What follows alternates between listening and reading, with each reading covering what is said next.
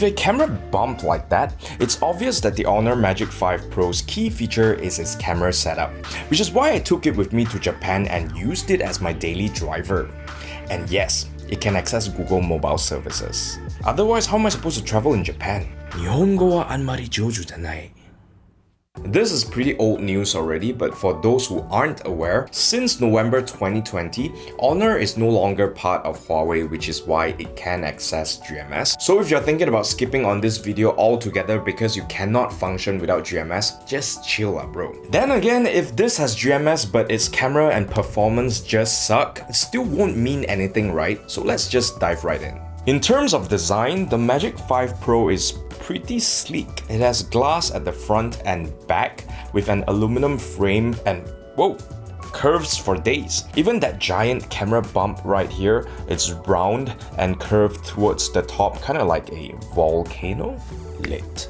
In fact, it's a little too curvy for my taste. I don't know, maybe I'm just a square who's not ready for this jelly. But what I am a fan of is this meadow green color, which helps me to blend in and be one with nature. Also, while it definitely has a little bit of weight at 219 grams, it's surprisingly not that top heavy, as you can see, and it's pretty comfortable to hold.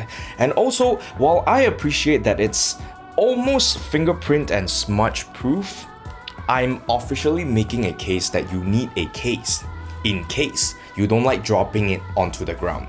Although dropping it into the pool is apparently fine because of that IP68 dust and water resistance.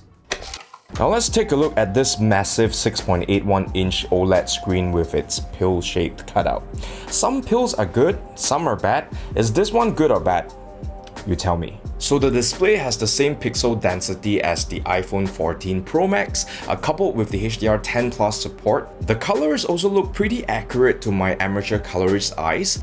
Watching YouTube and Netflix on this thing is pretty amazing. On auto brightness, the screen goes up to 1200 nits, so I never find myself squinting too hard when I'm walking around Japan staring at Google Maps under the rising sun. I'm not squinting. This is just how my eyes look, you ISIS. Oh, that kind of ISIS Malaysia where I got. By default, the phone's refresh rate is set to dynamic, which will switch from 1 to 120Hz depending on what you're doing. I didn't notice any weird flickering, so I just left it at that. Besides that, 5100 mAh battery is massive. I was always left with at least 30% of battery life after a full day out in Japan, taking videos and photos and even navigating Google Maps. So there's that. But of course, you can switch to standard, which is 60Hz if you want to save even more battery life. The included 66-watt charger will get you from 0 to 50% in around 15 minutes and around 50 minutes for a full charge, which is hella fast. You also get 50-watt fast wireless charging, which is my preferred form of charging, but you'll have to get the charger yourself. In terms of audio, the Magic 5 Pro has a pair of speakers at the top and bottom that sounds pretty good, to be honest. The bass does not extend very low, but it still has an overall balanced sound signature. It's not gonna blow your mind or anything, but it still does pretty well for all types of content and gets quite loud too, which is great. Here's a quick sound test for your reference.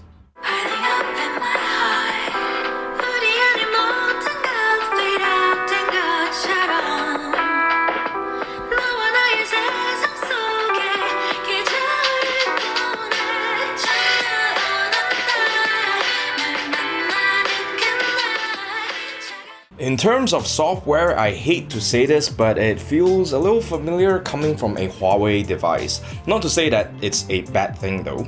It's pretty easy to navigate and multitask on and comes with a ton of options in terms of customization. I will say this though, I still prefer having the back button, which you can toggle with this 3-key navigation mode right here, because I'm old school like that, but feel free to use gestures if it's more your speed.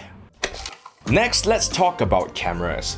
Now, the Magic 5 Pro has 3 rear cameras, wide, ultra-wide and telephoto, all 50 megapixels, with the main one having the largest sensor size.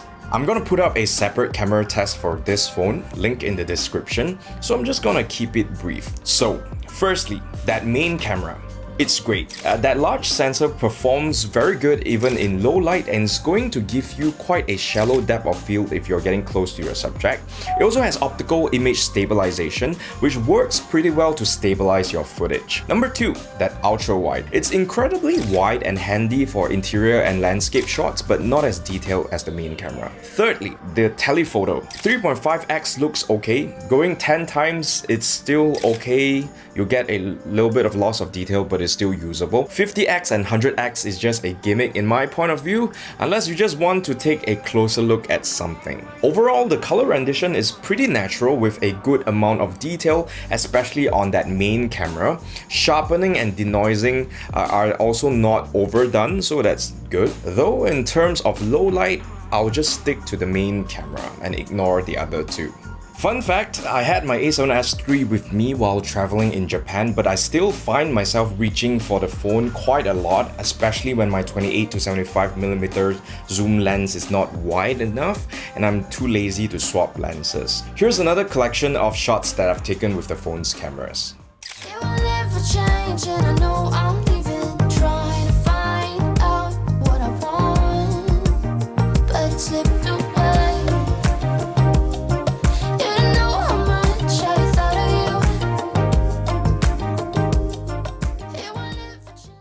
The portrait mode was also pretty impressive with natural looking bokeh and colors, though I suggest sticking to the 1x as 2x is basically just a cropped image of the 1x. Oh yeah, for some weird reason, all the 4K video recording modes are limited to 15 minutes. TikTokers probably don't care, but longer form content creators like YouTubers are going to cringe. On the bright side, that front camera is surprisingly good actually. I definitely appreciate that 0.7 times ultra wide that is handy for Wi-Fi's or to capture more background information if you're traveling forever alone, so that I don't have to extend my hand too far and the risk of bumping into all them tourists in Japan. You know how many tourists there? I tell you, oh my god, people mountain, people sea. Wait, I'm a tourist too. No, never mind, scratch that. Again, check out our other video for more information about the cameras, but TLDR, it's pretty dang good. Our review unit of the Honor Magic 5 Pro is priced at 4,299 ringgit and comes with 12GB of RAM and 512GB of storage, which is plenty for most people. It's equipped with Qualcomm's latest Snapdragon 8 SoC, which performed pretty great while I played hours of Arc Knights and even Honkai Star Rail on it, only getting slightly warm but nothing too uncomfortable. I'm just gonna leave the full specs right here in case you want to have a read. Done? Are we done yet? Can we move on? Okay. As a summary, here are the pros, mehs, and cons of the Honor Magic 5 Pro.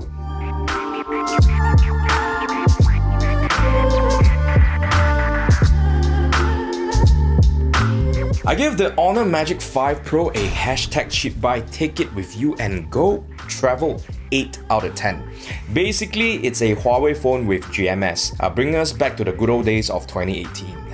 Jokes aside, on its own right, the Honor Magic 5 Pro is a very good bargain flagship at only 4,299 ringgit only. With a camera and hardware setup that can rival other flagships on the market, with admittedly a little less polish in terms of design, build quality, and software. Still, I for one am just happy for some actually competent competition in the flagship market that will hopefully stop them flagships from skyrocketing in price to the moon. I'm definitely not looking forward to a 10,000 ringgit Samsung or iPhone being the only options for flagships in the market. And that's everything I have to say about the Honor Magic 5 Pro. If you thought this video was helpful, don't forget to like and share. Leave a comment down below if you have any questions regarding this phone, and I'll try my best to reply to you in the comment section or in another episode of our Comment Rider.